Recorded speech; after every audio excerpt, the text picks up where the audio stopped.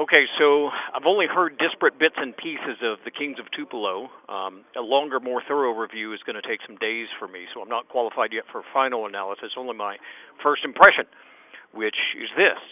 Based on what I've reviewed, it is a slow-moving, huge disappointment with absolutely no actual reveal anywhere. Just kind of a tiny hint of a reveal at the last 5 minutes or so. It seems to start nowhere, seems to go nowhere, and it seems to end nowhere. Kind of a huge waste of time. The last 2 years, a waste of 2 years of phone interviews and more.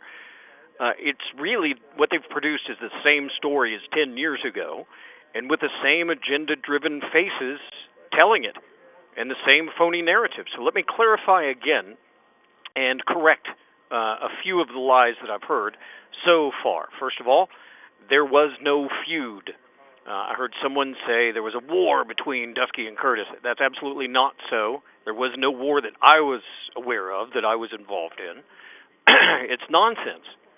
But for some reason, somehow they got the Curtis people to play along with that narrative, and maybe it's their narrative. I think maybe they were the ones that created it even 13 years or 10 years ago. Replying to the Laura Curtis claims. I haven't heard it all, but everything I heard her say was completely false. Maybe it's taken out of context, but I'll tell you this. I never, not once, ever sat on or at her desk at Jack's office. Never. She had no desk. There was no desk for her there. She kept her own office somewhere else, who knows where, not at Jack's office, just like I had my own office. I never sat on or with her on some porch swing either at Jack's office. That's nonsense. That never happened. I don't even recall a swing. There was no swing, a porch swing, at his office place.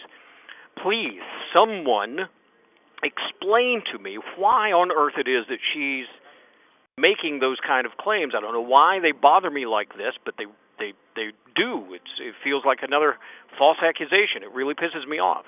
She never gave me any indication whatsoever of romantic interest, and I assure you, I reciprocated that complete apathy. I do not understand why women do this. This, by the way, is not the first time. She's not the first person, and I've never gotten it. It's just now I'm finally questioning it.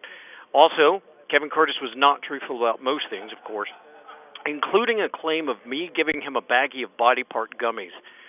There was, in fact, such a Halloween novelty, and I did buy a pack, but I never gave it to Kevin Curtis. I never said anything to him. I didn't even see him. I actually did give that, but to Laura, who later then told me she gave it to him, as I had intended, and she said that he laughed. Maybe that's a tiny little thing I shouldn't worry about, but a lie is a lie is a lie, isn't it?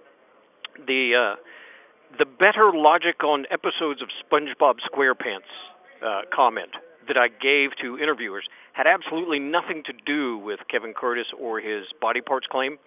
The filmmakers, the Way brothers, they took that entirely out of context. That phrase was actually a quote directly from my court transcript and was not about Kevin Curtis at all. It was actually specifically about the bullshit, nonsensical arrest warrant that was written by Stephen Thomason. So there's that. Totally taken out of context. Overall, I don't know why the studio didn't show you the lab work which proved that Steve Thomason and the FBI lied, so I'll do it here. I'll do it on this. I don't know why Netflix series team didn't show you the timeline evidence or the evidence which proves that I was not the mailer.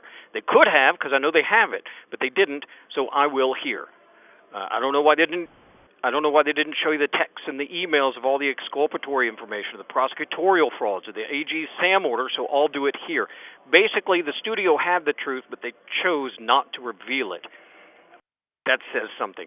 Revisit this from time to time, or join the team. I could certainly use the help, and so could the truth. That's my 3 chords in the truth.